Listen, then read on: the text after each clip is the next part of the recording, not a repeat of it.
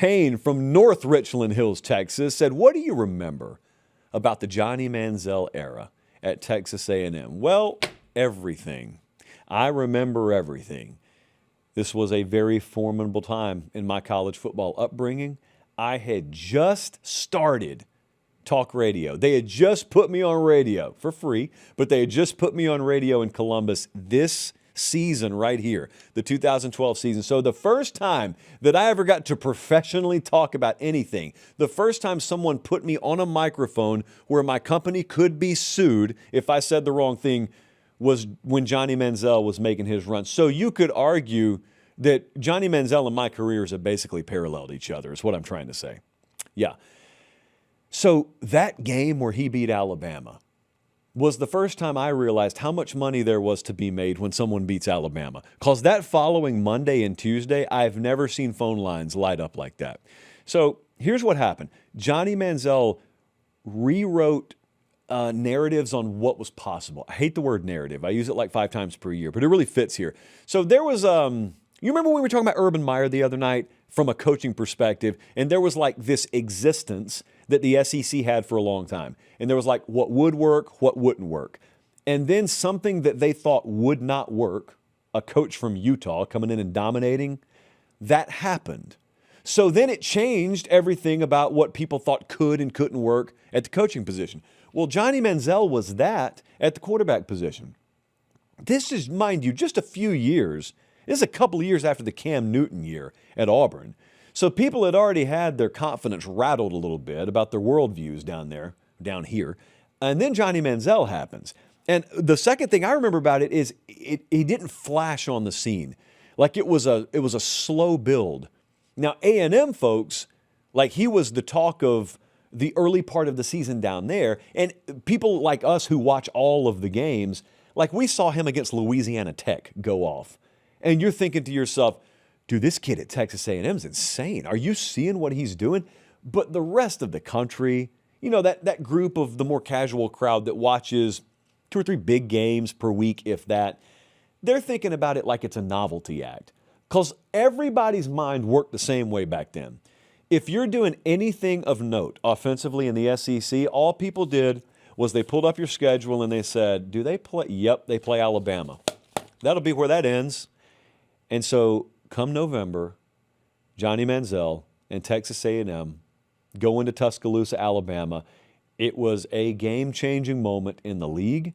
It was a game-changing moment for Texas A&M. I say it was a game-changing moment for Alabama. Jesse, you look at those rosters a couple of years later, there weren't any more 250-pound linebackers on Alabama's roster. They were all Rashaan Evans. They were all like 215, 220.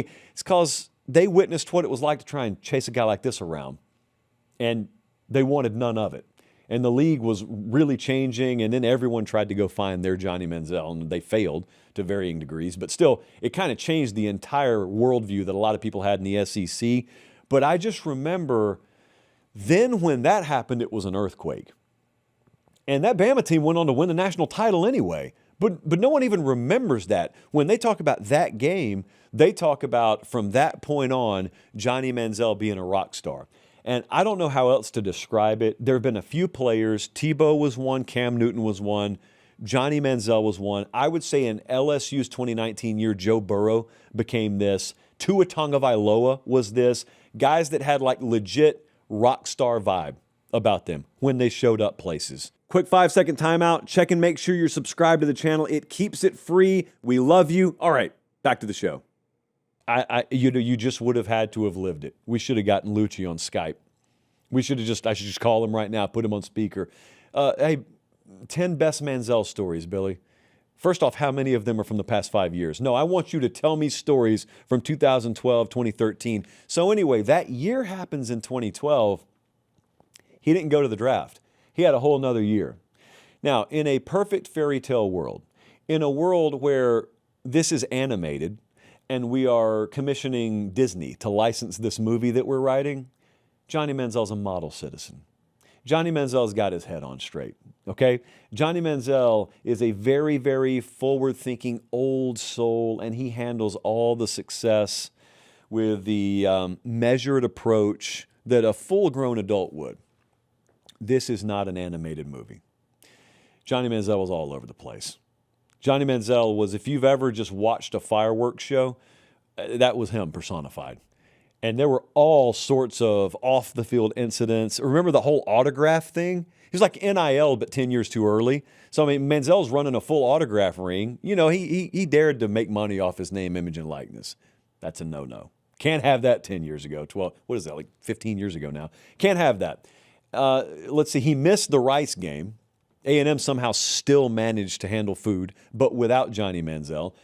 And then he came back, and they had another big year in 2013. But I just remember how big a deal it was covering Johnny Manziel from an off-field perspective. Like, I'd never witnessed anything like that because Tebow was a choir boy, quite literally, when he was at Florida. So there was never any extracurricular stuff. The Cam Newton year at Auburn, yeah, that was crazy. I wasn't in sports media at all, so I watched that as a fan. But, you know, you never quote-unquote covered it. So Manziel, that run he had, I remember it selfishly because that was the first time I was ever calling myself covering college football in some small way. But I always ask about him, what would it have been like if he were born 10 years later? What would it have been like instead of 2012 and 2013, it was 2022 and 2023? You know, in a different world where things are legal, where things are allowed, where things are encouraged. How much money would he have made? For that matter, you could throw Cam and Tebow in there as well. Like, how much money would they have made if they came along 15 years later? But then the other part of it is, and you have to have been in College Station, Texas, prior to Manziel to respect this.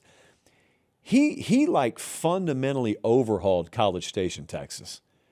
If you look at Texas A&M, especially from a campus/facility standpoint, pre-Manziel and post-Manziel, I don't even know if you could put a dollar figure on it. 9 figures, 10 figures. I have no idea what kind of dollar figure you put on it. But to look at the impact he had on the mentality of the way they view themselves. Like when Texas A&M looks in the mirror, what they thought was possible, what they thought they should be, how they should carry themselves. It changed because of one dude. It changed. That's what I remember. I guess I should be doing that, yeah. That's what I remember about Johnny Manziel. Crazy. I feel like he's lived 5 lifetimes. Just an amazing time.